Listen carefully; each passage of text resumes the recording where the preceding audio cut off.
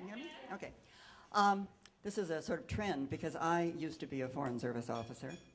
And before I was a Foreign Service officer, I was a Foreign Service officer's wife.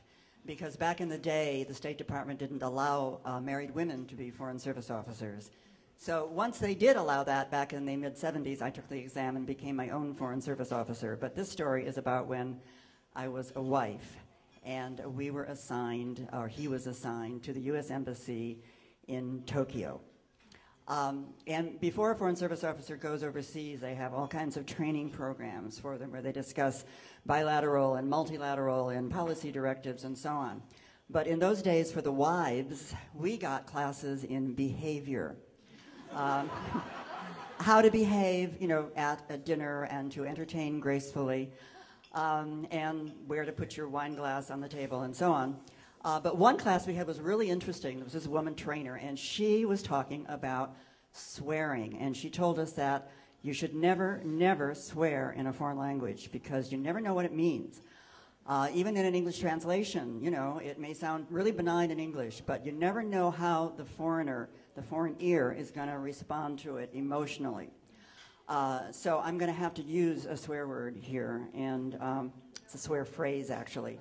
So if there are any native speakers of Japanese in the audience, I apologize. The phrase I'm going to use is baka, or the whole thing is baka yaro. We were told that baka yaro means in Japanese something like, you silly fool. Doesn't sound like much. But we were assured that if you said this, all hell would break loose. And you couldn't even joke. You never said it. Well, back in those days, I think the women that I was taking this class with probably never swore even in English. So I don't think it was much of an issue. But I took it to heart. So we were assigned to the U.S. Embassy in Tokyo from 1965 to 1972. And before we went, we were told to buy a small American car. Because the traffic in Tokyo was horrendous, and the streets were small, and it was chaotic. They were building skyscrapers and highways and expressways, and we should get a small American car.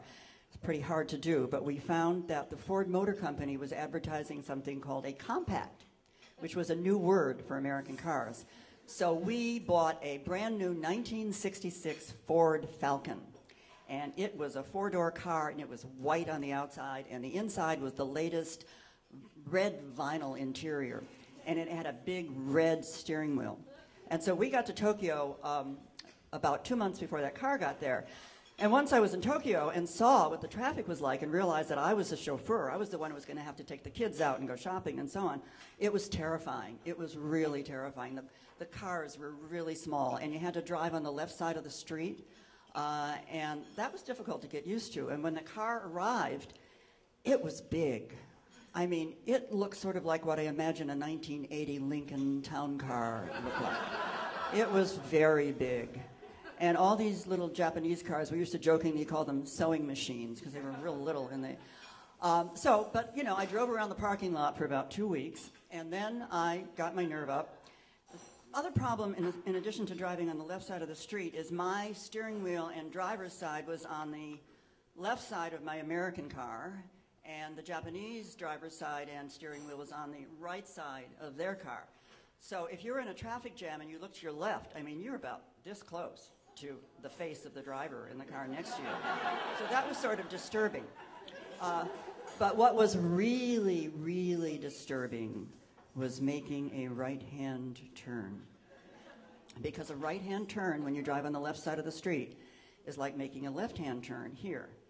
But in Japan, you had to get over as far as you could into the right side of the left-hand lane, get in line, and you're going to go across the street, and you're going to turn right, like a left-hand turn, into the far left part of the street over there, the perpendicular one, with the traffic coming this way looking for gaps and having to do it before the light, if there was one, changing and going that way. So it was really hard, and it took me a long, long time to get used to that.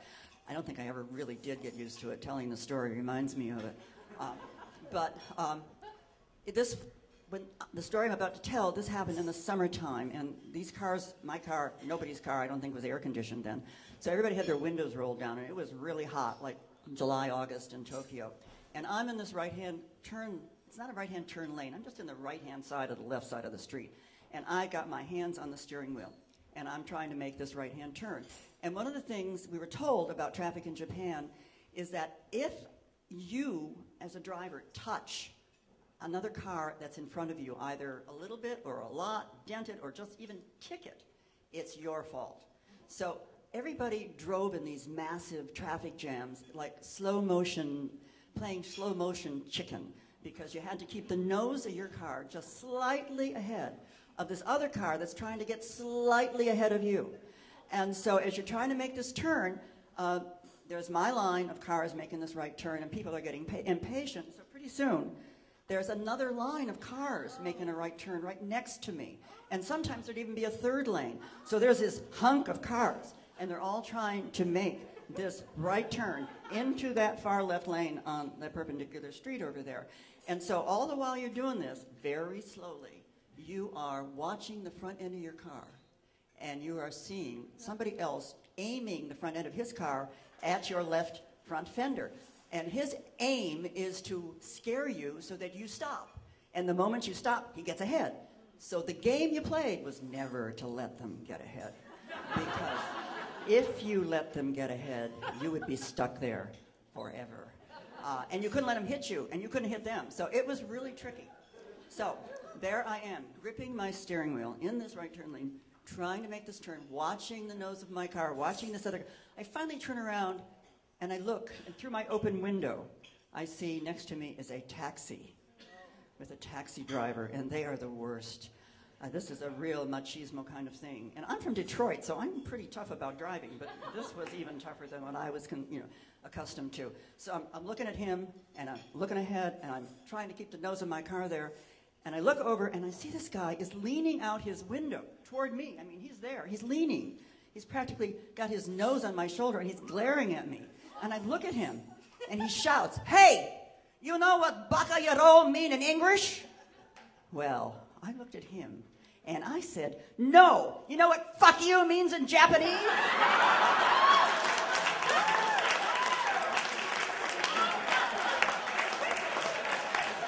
I could not believe, I was like ecstatic. I was like, you know, and he knew I said something. But it wasn't in Japanese. And what happened though,